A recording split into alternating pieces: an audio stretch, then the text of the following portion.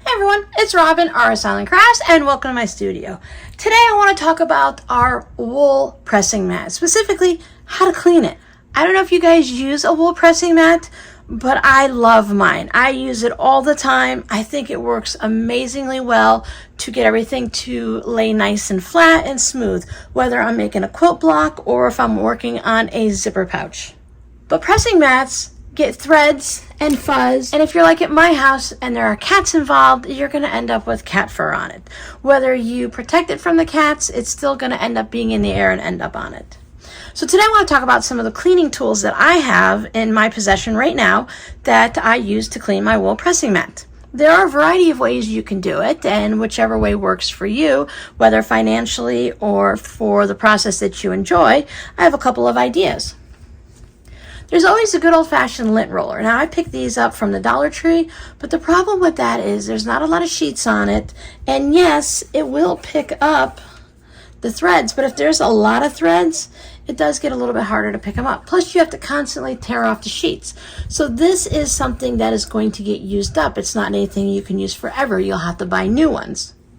So I'm going to set that aside. I'm going to say, I don't think I'm going to use that. I also picked up a lint brush at the Dollar Tree. Now this is what I use most of the time before I was given this cleaning tool. Now this one specifically, it has, if you look, it has little arrows. It says to the right and to the left. That just means you move your brush following the direction of that arrow, whether you have it on this side up or that side up. Now when you're using this does pick up a lot of the threads, and it does a really great job, but then you still, of course, you have to clean it afterwards. But I like the way it cleans it, and I can always go the other way, depending if you're left-handed or right-handed or what you'd like to do. So I've been using this for as long as I've had my mats, and they work great. But I recently received this as a gift. Now this is the wool mat cleaning tool from the Gypsy Quilter. Give your wool mat a refresh with this clever cleaning tool. I also have this tool that I'd purchased for cleaning the cat towers and the dining room chairs and other pieces of furniture where the cats lay on. Now this one has a side that you use for cleaning the furniture or cat tower, and then it also has a side that you can use for cleaning your clothing. Now I forget which side does which, but this side, it has little teeth on it right here, and then this side has the little bit of a big bumpy things on it. Now this works great for cleaning the cat tower, so I thought, well, maybe I'd try it on my wool pressing mat. So I'm going to use the bumpy side first. And look at that, that picked up all of that. Now, I'll tell you, this works tremendously well for cleaning cat fur. I picked this up on Amazon. I got a 3-pack of these for under $12. We'll say $1.25 for this, even though I bought it at the Dollar Tree when it was $1. And you can get these for $1.25 at the Dollar Tree, but there's only a few sheets on it, and it doesn't last very long. You can, of course, get it from Amazon. There are several variety of these on Amazon. They're all about the same. They're all about the same colors and do the same thing, so you can just choose whichever one works for you. So let me try it on this side. And that also cleans it really well.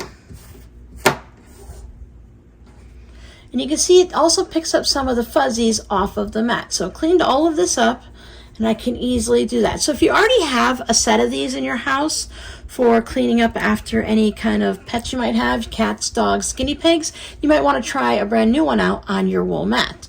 But what we all want to know is, how does the wool mat cleaning tool from the Gypsy Quilter work? So let's take a look at this. We can compare it to our regular one for cleaning furniture from the cats or cats and dogs. So this one is a silicone rubbery type material. It's firm, but it's not sharp or painful. This is actually, I'm pretty sure it's some form of metal. It's got a lot of little ridges in it.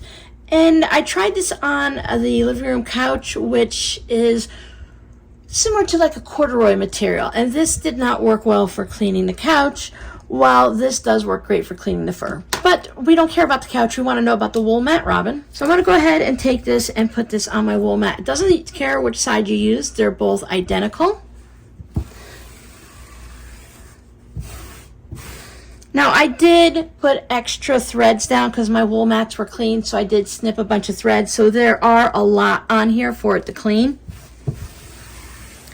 But it does a really good job of taking that off, and it also picks up any loose wool mat fibers that you might have that are peeking up. You see those little fibers there? So if you have your wool mat, it's been around for a while, you use it quite a bit, and it needs a nice refresher, I think this tool does a great job. You could see all of those wool mat bits in there, so it does a really nice job cleaning it up. I just don't know how long you need to scrape it and how many times you do it if all of these fibers will continue to come up. See, now that the threads are gone, it has cleaned all of that up. Now when I run my hand over this, I can feel like a halo, a fuzzy halo. So I think this would be a continuous thing, that it would continue to pull off these wool fibers. I think it roughs it up a little bit to grab with its teeth underneath. So that's a continual thing. So I don't know how I feel about that. So it makes me wonder, will this be a continuous thing? Will this constantly bring up the wool fuzzies also?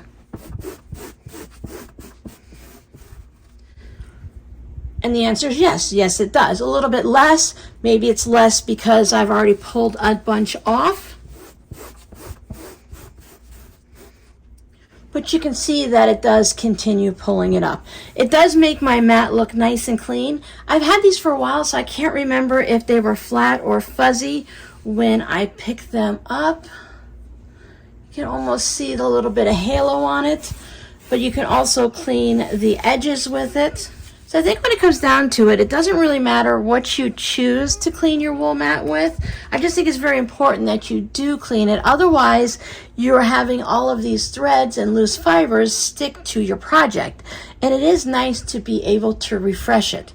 So I think what I'm going to do is I'm going to continue using the lint brush here to just get the extra bits of threads and stuff off, and then when I feel like my mat needs a little refreshing, then I'll go ahead and I'll use the Gypsy Wool Mat cleaning tool to give it a nice freshen up and to get rid of any loose and extra leftover fibers that are in there. This is the first time I've cleaned this mat with this type of tool or with this tool, so I'm curious to see in another week or two of using the mat if it would still pull up all of those fibers or if it's all clean and ready to go. It says it's made of metal with a non-slip grip on the handle, can be used on furniture, carpet, and car upholstery.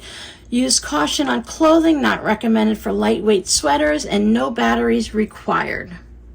So I think it's a great tool to have on hand to use all around the house. So you decide which one is going to work best for you. No scrappy word for today. Just let me know, do you have a cleaning mat and how do you clean yours? So thank you guys so much for hanging out with me, and I'll see you guys in the next video.